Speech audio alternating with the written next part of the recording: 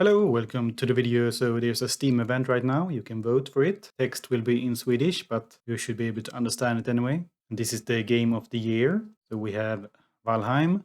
It has overwhelming positive reviews. New World have mixed reviews and tons of bugs. Pretty much a new bug every week, feels like. Cyberpunk is mostly positive, which is very strange. It was a very hyped game that came out really bad and nothing like they promised it would be. Then we have Resident Evil Village with the big vampire lady. Pretty much everything else about the game is whatever. Then we have Forza Horizon 5, which is a car game, voted for Valheim. Game of the Year. VR game, Sniper Elite, mixed review. Cooking Simulator VR, very positive. Medal of Honor, Above and Beyond, mixed reviews. I Expect You to Die 2, overwhelmingly positive. And Blair Witch VR. I feel like this is the coolest game of them all. These three are just other IPs they turned into VR. Same with Blair Witch. I think this is a more original game. And created with love, we have Dota. It's been going on for many years now. Very positive, 1 million reviews. Terraria, overwhelmingly positive. I think Terraria had a record for the highest reviews for a long time. Then maybe Factorio beat them, I'm not sure. Something like that. Rust, it's pretty cool game, but not sure if created with love is what I think about when someone say Rust. No Man's Sky, like Cyberpunk, it came out, had none of the features it promised. However, unlike Cyberpunk, No Man's Sky have been working on updates for a very long time. They keep updating it for free and everything like that. They made a very bad initial impression, but they have been working hard to fix that. So they are a pretty good candidate for the Created with Love. And then Epic Legends, it came out last year, so yeah, way too early to give that one something like this. Terraria came out 2011 and got so many updates, all for free while still being very cheap. But I think they have won this already. So I'm actually going to give it to No Man's Sky. While they messed up first, they have been trying hard to fix that. So that would be cool if people realize that. Better with Friends, Valheim again. Most games are better with friends, so I think Valheim is totally fine solo. Can you even play Back for Blood solo? Mixed reviews. Seems to be a co-op online game. Then we have Halo Infinite, mostly positive. I'm not sure if you can play that one solo either. I don't know. I think they messed up Halo Infinite pretty well, a lot. It Takes Two. This one won a big award recently, and it's really good. It's a two-player co-op. I think I'm gonna vote for this one, or yeah, I'm not gonna vote for Crab Game. So either Valheim or It Takes Two. I think both of these are Swedish games, Valheim and Takes Two. So let's do that one. Remarkable visual style. Psychonauts 2. I played the first one, but I never finished it. I think there is a pretty bad map where most people quit the game. And I think I had more fun games to play back when the first one came out. So I don't really have big nostalgia for Psychonauts. And Subnautica, the first one was more impressive than the Below Zero. Apparently this one has a lot of land. You can see that one they climb up on land into the snow.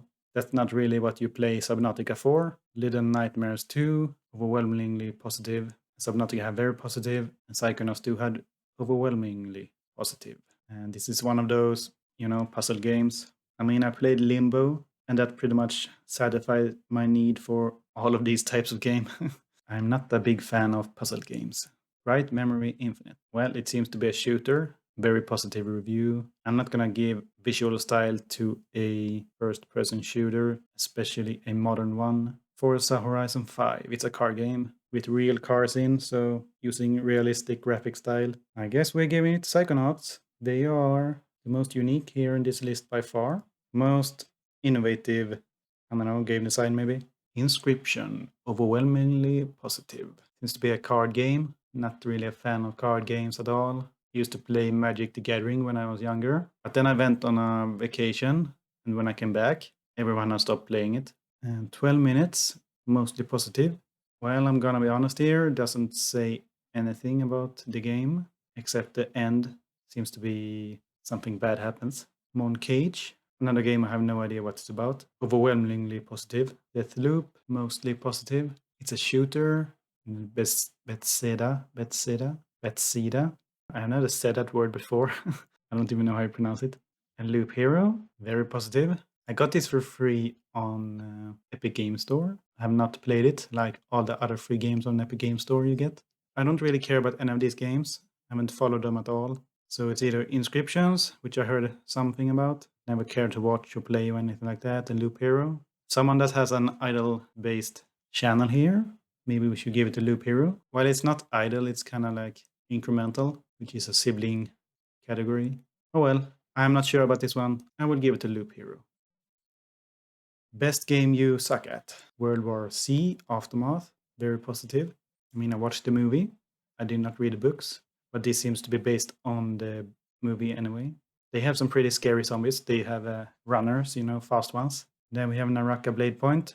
72,000, very positive. I watched some gameplay of this. Battle Royale, multiple players, and sexual content. Right. Neo 2. I didn't care about Neo 1 either, so... Ooh, Age of Empires 4. When I was younger, I played this a lot, of course. The second one, versus the AI only. I didn't have internet. And yeah, I think I actually sucked at it pretty badly. I only built one of each building, because any more than that would be a waste of resources, Many years later, I watched eSport of Age of Empires, and yeah, they built a lot more buildings than me. And wow, Battlefield 2042. It should not deserve to be here. Mostly negative. And look at all those fake reviews. Seriously, look at those fake reviews from written journalists. Got paid off to give the high review. 5 out of 5. It's just crazy. They do anything for money to those written journalists. And let's give it to Age of Empires 4. Best soundtrack. Overwhelming positive. Guardians of the Galaxy. I mean, if its soundtrack is like the movie, then yeah, I guess so. They had a Swedish song in there, so plus for that. Well, a Swedish artist, he sang in English. Near Replicant, very positive. Persona 5 Strikers, very positive. I think they are very strict on YouTube content for their game, so I'm not really gonna give them anything.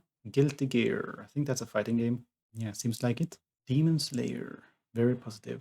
That's an anime that turned into a fighting game, maybe just action game. Well, I haven't actually played any of these games or heard their soundtrack. Usually, people on YouTube turn off the music, so you don't hear much soundtracks anymore. I'm just gonna give a blind vote to Guardians of the Galaxy, just for it being a good game. Best game story.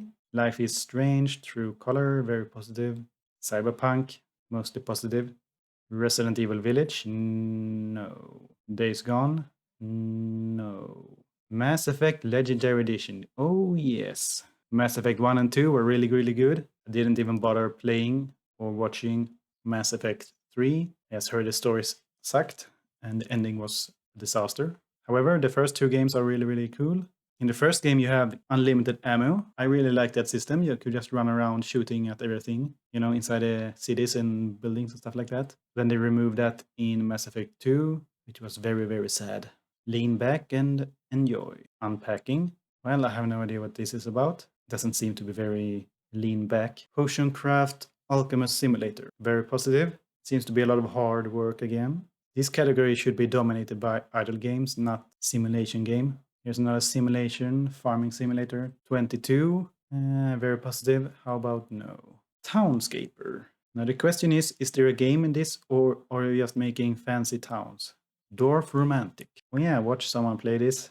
Game & Sack, I think. Not my type of game. Well, I don't care about any of these games. Sadly that such a good category got destroyed by such bad games. I will do Potion Craft anyway. This seems to be the closest one to an idle game. And it's a smaller developer, unlike say Farming Simulator that pumps out a new game every year, which is pretty much the same. And there we go, we gained a bunch of free stuff. And yeah, they vanish after, is that February 5? Is that day, month, year, or is it month, day, year? You never know, but I think Steam is American, so probably 5th February. I'm not gonna bother with this. You can turn them into gemstones. This was the Steam voting award. Make sure you start up Steam and go here and vote. You have plenty of time to do it. January the 3rd is the deadline. Thank you for watching, and I will see you in the next one. Bye bye.